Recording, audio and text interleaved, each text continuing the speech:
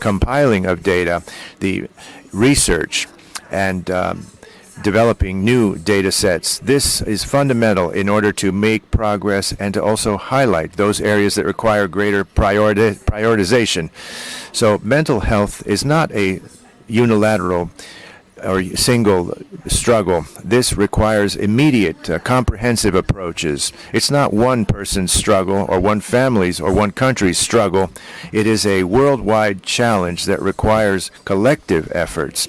To invest in mental health is crucial to promote development that is sustainable and with equality so that people can live with dignity and well-being. If we offer mental health services that are accessible and of high quality, and we understand all of the issues related to our environment, then we will reap excellent benefits. We'll have healthier people with greater resources in order to address the challenges, improve management of these diseases, and also create more friendly and harmonious family and workplace environments. This is a part of preventive mental health as well as measures to cure and address mental health. We know that this also generates huge economic benefits. For every dollar invested in providing treatment for depression and anxiety, you get back $4 in work productivity. Case studies in the Americas have shown that the expansion of treatment of anxiety as well as depression and other mental health disorders will generate huge levels of return and improve well-being. And this has been shown over the last 15 years. Let me just add, I want to first of all express my appreciation to the media as they have disseminated information, and I also want to congratulate all of the committee members that participated in this effort. And I urge you and encourage you to continue to reinforce the efforts of the high-level commission of the on mental health of the PAHO organization to stimulate discussions and raise an awareness about the pandemic's repercussions in the area of mental health. Thank you very much. Thank you, Doctor. And now we offer the floor to the co-chair of the Commission, Ambassador Nestor Mendez. Thank you very much for attending this press conference. I want to start by expressing the profound appreciation of the Organization of American States to the Pan American Health Organization for inviting us to be part of this most important initiative. Today, we don't just launch a report. We launch a beacon of hope, a roadmap for change in how we view, treat, and prioritize mental health in the Americas. It is now in our hands to shift how we approach mental health, especially in a global crisis that has profoundly affected it. At the Organization of American States, we understand mental health as a human right and as crucial for the well-being and development of our societies. As we stand here today, the demand for mental health services has never been greater, as highlighted by Dr. Barbosa and Dr. Campbell. The fallout from the COVID-19 pandemic has propelled mental health from a rising concern to an urgent crisis, demanding immediate attention.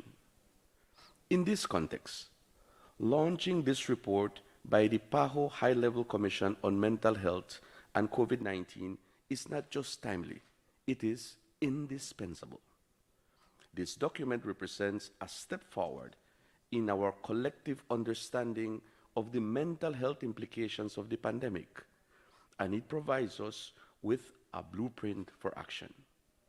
It is a testament to our commitment to ensuring that mental health remains at the forefront of our regional and global agenda. It embodies our resolution to prioritize mental health after the pandemic and as a fundamental pillar for reshaping our societies. Our approach to addressing these challenges must be holistic, encompassing multiple sectors and ensuring inclusivity. While the health sector is at the forefront, the pandemic's implications for mental health resound across all aspects of society. Therefore, we must engage health professionals, educators, employers, social services, the private sector, civil society, and communities to alleviate these impacts. As part of the Organization of American States, our mandate is to facilitate this integrative approach, supporting our member countries in their initiatives. We are committed to harnessing our collective strengths and fostering cooperation across sectors to ultimately improve mental health outcomes in the face of this crisis and beyond.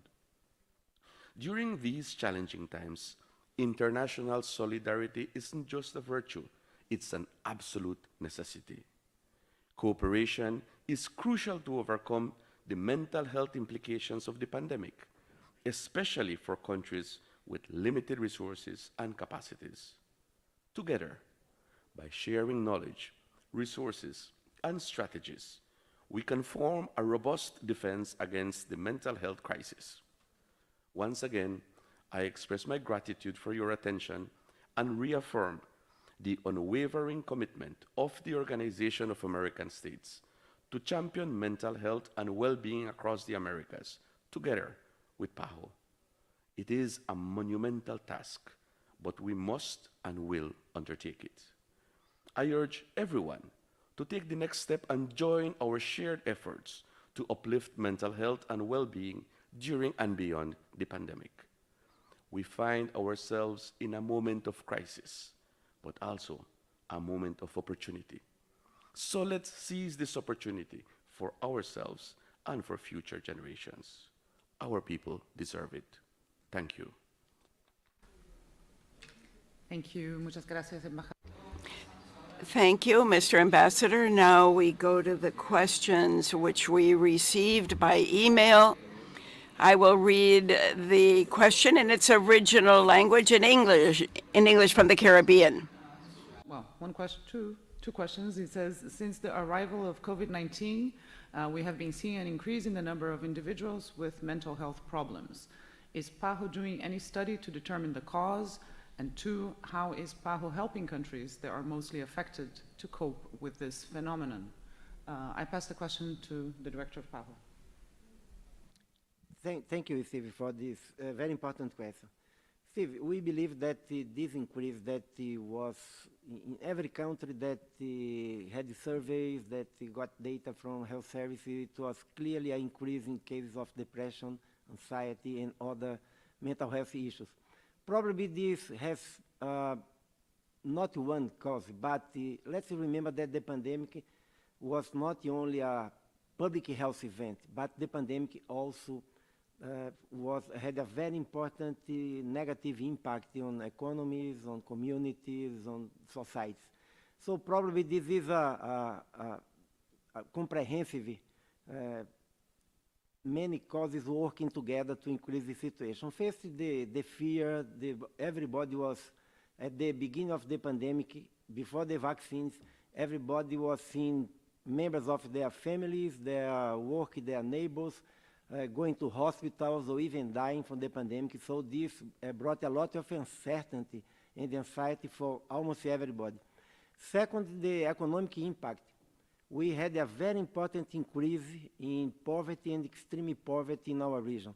So this is also another layer of preoccupation, of uncertainty that were brought mainly for the most vulnerable populations in our region. But at the same time, it's important to see that one negative impact that the COVID-19 pandemic brought was the disruption on many health services exactly when they were most needed. So we had a survey that showed that around 80% of the mental health services were disrupted, suspended during the pandemic for different reasons, because the nurses and physicians were moved to emergency rooms and to the facilities that were providing care for COVID-19 patients. So this also, I think that was another factor that maybe had contributed to this situation. But while we are still trying to understand better what happened, it's important to present a response So I think that is very important that now that the economies are recovering in the region, it's important to have health and mental health as part of the agenda. It's important to see how we can increase the access of the population to mental health services, how we can address with a multi-sectoral agenda this very important public health problem in our region. Thank you. Thank you, Director. Gracias, Director. Pasamos a una pregunta ahora. Now we turn to a question from Adrian Aguirre from Mexico. Adrian asks, what can be done to reduce the stigma which is attached to mental health in Mexico? And Dr. Epsi, this is a question for you. Thank you very much, Adrian. I would suggest 2 points. The report gives us a community approximation, and we understand that stigma is something that needs to be dealt with from different angles. First of all, within the health system itself. This is fundamental. But even beyond this, we need to go to the educational system and we need to go to the media. All of the media, including digital media, to not reproduce prejudice against human groups. This is elemental in order to combat stigma. And to do this, we understand that programs that are related to mental hygiene, preventive programs for mental health, are basic because it allows us to understand the different identities of every human group. I'm talking about women, I'm talking about race, I'm talking about the elderly, all of the stigmas attached to them. And we need a community response with collective responses. And this is a path that's been accepted. I repeat, the media and the digital media play a fundamental role so that we can end prejudice, racial discrimination, and stigma. Thank you very much, Dr. Campbell Barr. Now we come from Peru, Milagros Berrio. The question goes to the financing today. What should be the percentage for mental health from the health budget? Ambassador Mendez. Thank you very much. Allocation to mental health is only 3% of the national health budgets in the Americas. The report is recommending that we strive very hard towards a 5% of the mental health budget. I'm sorry, of the national health budgets. The mental health allocation should be 5% of the health budget in low-income countries. And remember also that the report is recommending not only a maximization of existing resources, but also an innovative approach to generating new resources that are sorely needed. In addition, the recommendation that mental health be approached in a holistic manner means that we are urging and hoping that the wider society, especially the private sector, will eventually be involved in the directing of additional resources to the issues of mental health that affect everyone in society. Thank you. Thank you, Ambassador. Muchas gracias, Embajador. Quería solo comentar. I wanted to indicate to the journalists connected that we have the link with the 10 recommendations, and we also have it on the chat through Zoom, and you can also find these recommendations on our website, and available in English and Spanish. Now, the second question from Milagros from Ojo Público in Peru. She asks, how do you evaluate the process of desensitization for users who for a long time have remained in mental health hospitals? In the case of Peru, what is the scope and what are the measures being taken? I give the floor to our specialist, Renato Oliveira. Thank you very much for the question. This is a very significant question for the region. In fact, the process of deinstitutionalization in the region has progressed. there are more services available, and there is a service for the transfer of those individuals who had been housed in psychiatric institutions for them to live in the community. But even though there's been progress, there's much more to be done. In many of the countries, we still have institutions where persons are living for more than 10, 20 years. And in like manner, as we have those living in these institutions for many years, we also have some very innovative experiences in our region. And community services are set up. There are multidisciplinary teams put in place to care for severe mental illness. So there's a great deal that the region can do.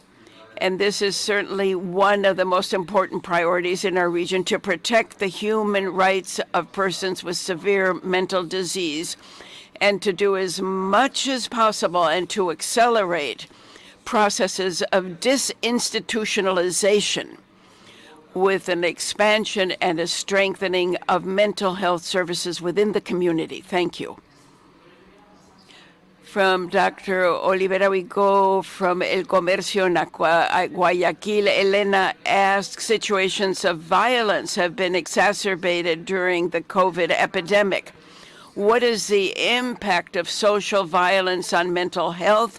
What are the most recurring pathologies, and what are the tools and protocols available from PAHO for the member countries? Dr. Oliveira, we continue. Thank you again for the question. Again, an important question. Given the high levels of violence in a number of our countries in the region, we know that violence is an important risk factor when it comes to mental health problems. Together with preventing violence and preventing mental health problems, it is fundamental that the survivors of violence receive mental health services as soon as possible with the best quality possible.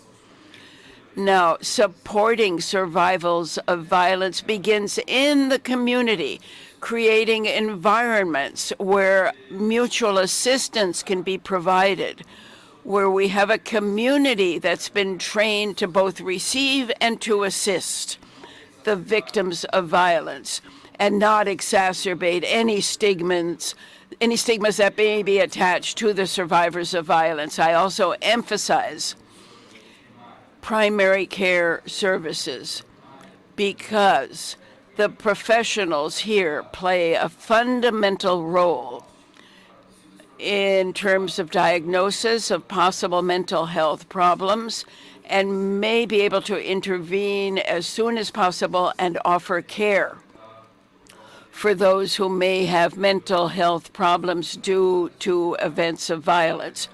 Primary care can work together and with many skills that can be added to the primary health care providers, for instance, psychopharmaceutical treatment whenever it is necessary. It is also important that individuals know that there are safe homes, that there are health services that can offer help, and that these persons need to find these services as soon as possible to avoid long-term and medium-term consequences. I have a comment in regard to this question because it goes to one of the human groups we've emphasized, and this is women. Violence, family violence, domestic violence against women has shown that this leads to fear, depression, anxiety, and this has an impact on the life of the women, on their families, on their communities, and their capacity to work. This is why the recommendations of the report attempt to look at a number of issues, including hegemonic masculinity and how we can redefine new relationships in order to ensure the mental health of women. So with this, I would like to emphasize how innovative the report is, because we're not simply taking a look at the person as a patient, but rather we have a cultural and social approach of conditions that present systematically and which were aggravated post-COVID. I believe that this holistic perspective of the report is the only way that we can approach the impact of violence. Thank you. Now we come to another question from the Caribbean in English. Bahamas is asking about the situation in the country, but also what can the Bahamas do specifically to assist those who are suffering from mental health issues related to COVID-19? Dr. Barbosa, maybe? Oh, thank you for this question. I think that it was stated by the chairs of the commission, high-level commission. It's very important, not only in the Bahamas, but in the countries in the Caribbean, the countries in the Americas. PAHO is working very closely with the Ministry of Health, in the case of the Bahamas specifically, to strengthen primary health care. I think that we need to think that the primary health care, that is the level of care that is closer to the community, should be the first line, not only to provide care for people with mental health issues, but also to deliver health promotion, to work with community leaders to provide more engagement about how to create a healthy environment for their communities. So I think that this is an important thing that we need to strengthen. I think that is also important to increase the funding for mental health, as was stated in the report. We have a very small portion of the national health budget that's dedicated to mental health, so it's important to increase this. And a very important way to provide the efficient use of these resources is actually strengthen the attention at the primary health care level. But it's also important to see what are the other factors that can be developed, not only by the health sector, but how we can increase the education, community access to public services. So in many vulnerable communities, slums, very poor neighborhoods in the Bahamas and the other countries in the region, we need to work with other sectors to have a very strong agenda in order to improve the quality of life of this population. So I think that we need to work at both sides in the health sector, but also the health sector as a vector, as an instrument to convey and to combine all the other sectors in order to present a comprehensive response to this problem. Thank you. May I add something? Of course. Yeah, thank you. So I just arrived from the Bahamas last night, actually. I was attending an event with the International Federation of the Red Cross and Red Crescent Societies having to do with climate change. But anyway, I think in the Bahamas, in the Caribbean region as a whole, and in fact in the entire Americas, we need society at large to be involved in the removal of the stigma. Although the health professionals speak about the issue a lot and the health authorities are involved, I think as a society, culturally, we must be more accepting that mental health is an issue, a public health issue that requires an all-of-society approach, that there is nothing wrong with accepting that there are problems, and that we as a society, as a family, as a community, have a role in addressing it. Thank you. Thank you very much, Ambassador. Pasamos ahora a una pregunta de Costa Rica. Now we come to a question from Costa Rica. Are there any recommendations from Lorena Bogantes from Costa Rica News? What are the recommendations to work on the problem of mental health in children? Because we see these problems in the schools.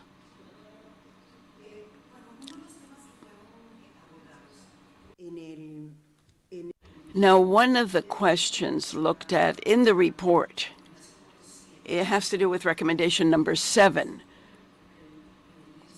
which is the prevention of suicide and strengthening these programs.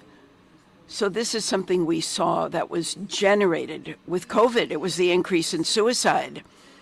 And this recommendation provides concrete guidance on strategies based on evidence to prevent risk factors for suicide in minors, with national strategies for prevention, promoting public policies in order to reduce the means for suicide and the reduction of the consumption of psychotropic drugs, as well as a capacity to respond to self-harm and to reduce this.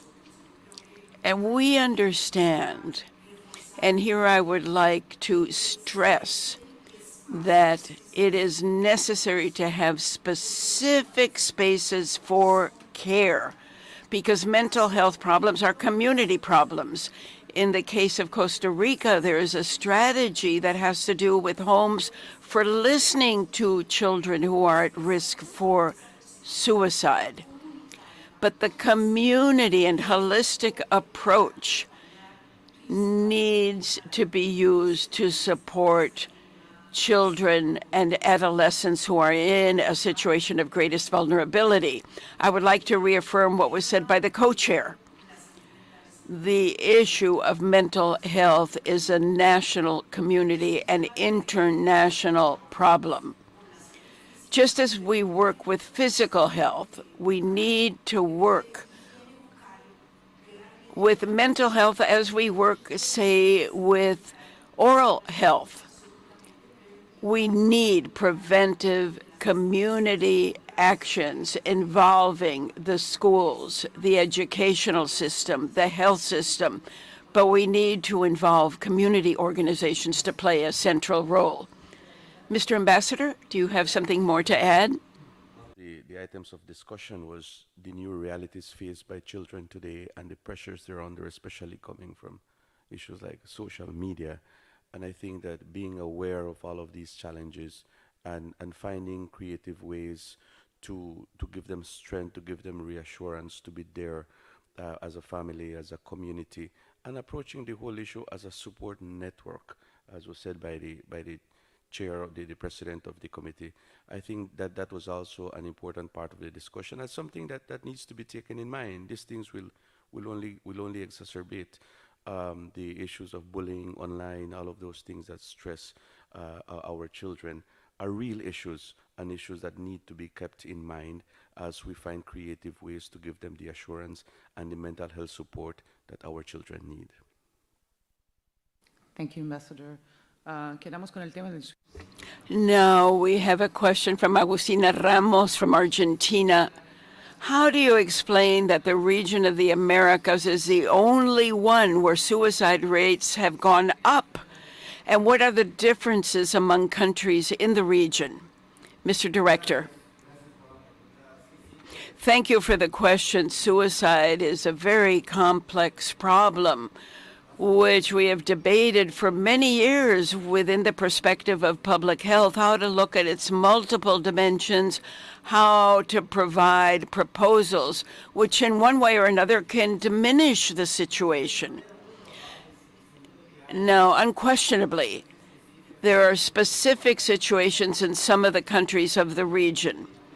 Now, in LAC, we have increased demographic growth. And for the last 30 or 40 years in Europe, we have seen that societies go through an aging process. And with this, there's an increase in suicide among the elderly. But in our region, we also have a high suicide rate among youth. And this is often related to a lack of access, enormous inequities. For instance, in some countries, we see outbreaks of suicide in indigenous populations, which are often associated to a complete lack of access and a lack of perspective on their own lives. So the question of suicide in the Americas is something about which we do have some data, But this means we need to develop specific policies in each country in order to respond to the causes that have led to the increase.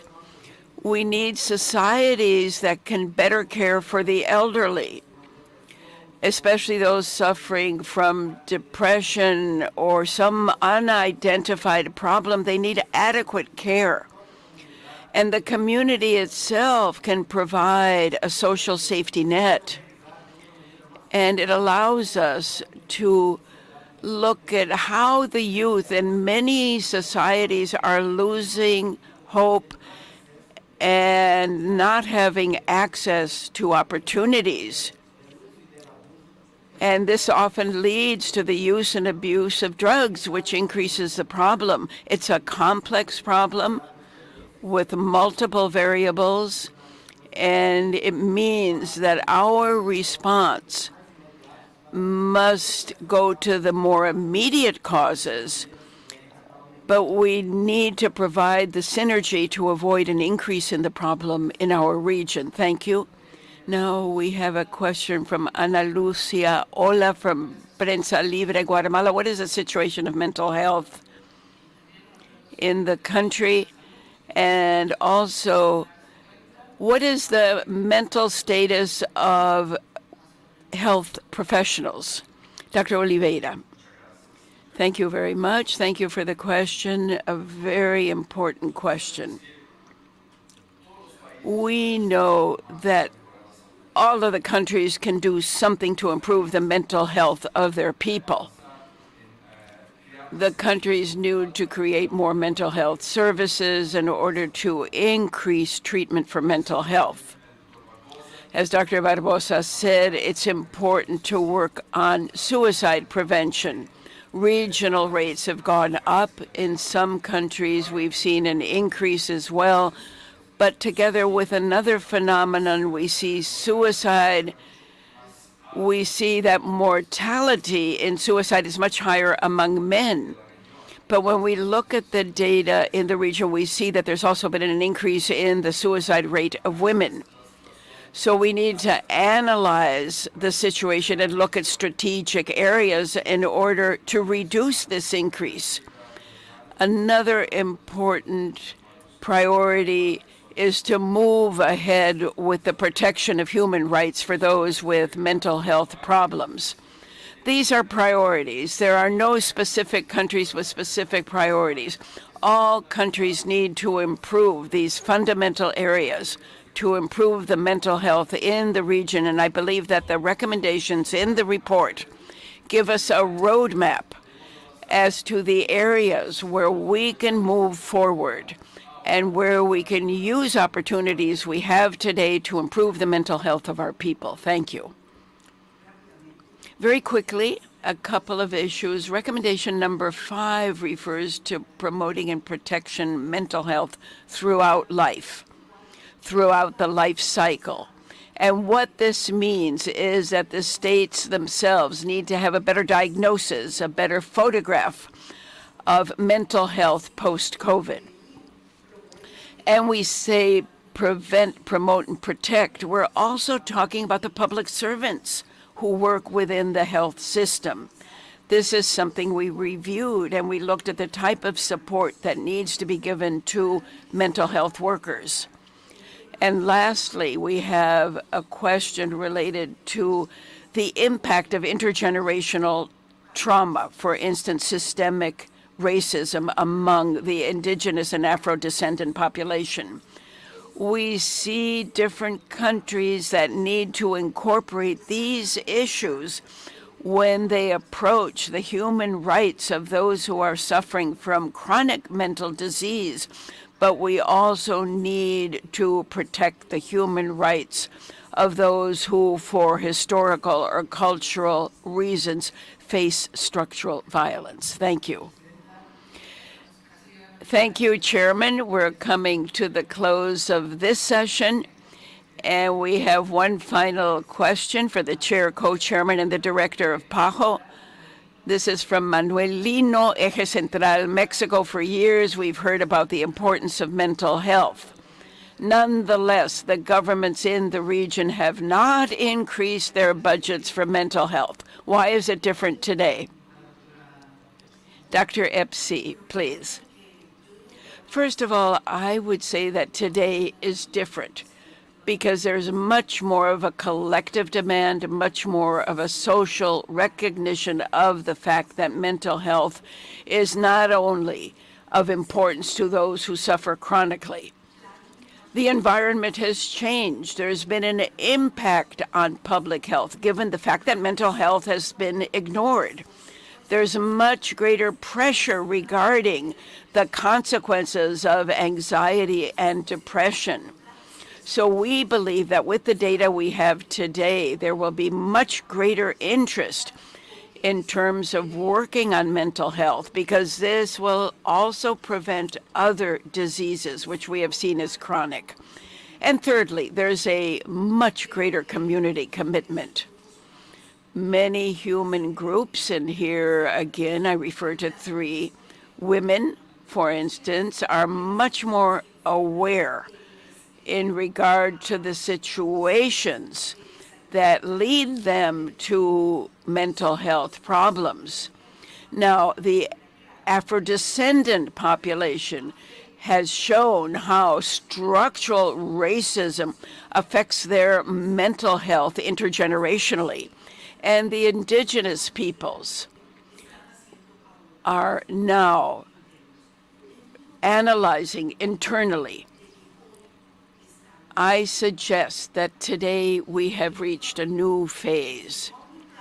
And if we do not increase investment in mental health for numerous social reasons, there is sufficient economic data in the report for there to be much greater interest in emphasizing the mental health of one and all with differentiated care for those who are suffering from chronic mental health problems. Thank you.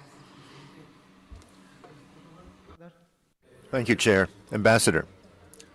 Said, I think that one of the great expectations of the report is that there will be an additional sensitization of the issue. We are all aware that mental health was a problem, was an issue before the pandemic, but the pandemic really came to emphasize how really prevalent it is in society, how much of a problem it is, and it exacerbated the situation. So the report makes a very concrete recommendation, moving from the average of 3% of the national health budget allocated to mental health to move towards a 5%. I think that the approach taken by the report will not only create a greater sense of urgency, but also provide the material for the governments to have a guide, to have some clear research, and to be able to move towards that aspiration of the 5%, hoping that also additional resources will be generated from non-traditional sources by greater attention paid to it from other parts of society. Thank you. Thank you, Ambassador. Director? Gracias por la pregunta.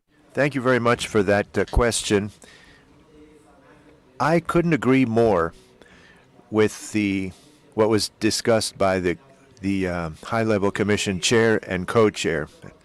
I think we have a lot of advantages and opportunities here. The fact is that the pandemic has highlighted some specific challenges that had been neglected, and mental health was definitely one of them.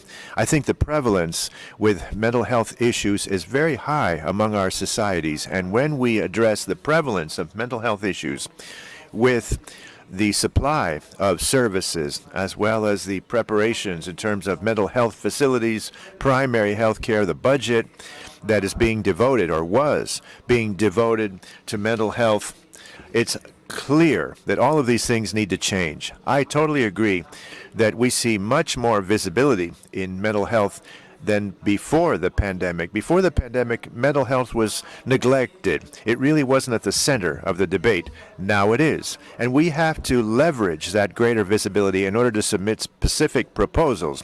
And that's the commitment that we have made to transform those 10 strategic recommendations in a roadmap that each country will be able to adapt to their current realities.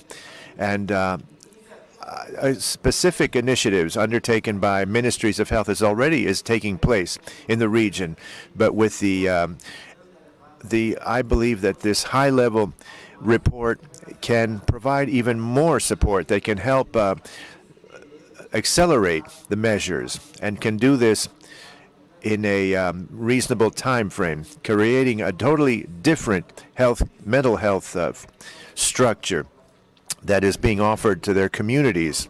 I think this is essential, and I believe this is going to be one of the key, it's going to be one of the key priorities under my administration at Pan American Health Organization. We will continue to advocate these measures with the ministries of health and also provide alternatives in terms of staff training, primary health care, specialized services, multi-sectoral efforts so that we can address the root causes that are also involved in mental health. I'm optimistic. I think with this mix and combination of efforts, with a higher visibility, with the support of the media, as well as legislators and civil society, their role is also key. Social community organizations as well as the heads of government can support the agenda. And I believe that the Americas will become a shining example for other regions around the world. Thank you very much, Director. And now, colleagues, we've reached the end of our session this morning. I'd like to thank the panelists for your participation. I'd like to thank the Director of the Pan American Health Organization. And as I have already said, we're going to share the link with the report. We're also going to provide you with a fact sheet with more information for our journalists. If you have any follow-up questions or any specific requests for interviews, please feel free to send those to us. Just email it to mediateam@paho.org, and we will share with you the details of the next press briefing. So please stand by. And thanks again for joining us in this virtual press briefing. Thank you.